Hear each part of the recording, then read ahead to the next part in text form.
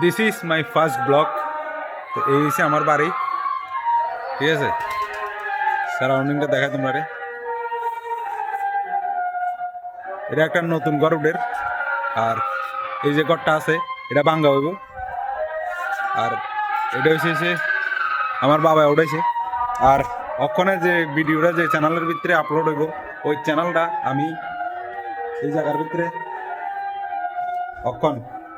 এই জায়গার ভিতরে ঠিক 9:30টার সময় বৈশাখী এরা বানাছি। এই ভিডিওটা আমার ফার্স্ট ব্লগ হিসেবে আমি আপলোড করুম ইউটিউবের মধ্যে। তো যাই হোক, দেখা যাক কতদূর সাপোর্ট পাই।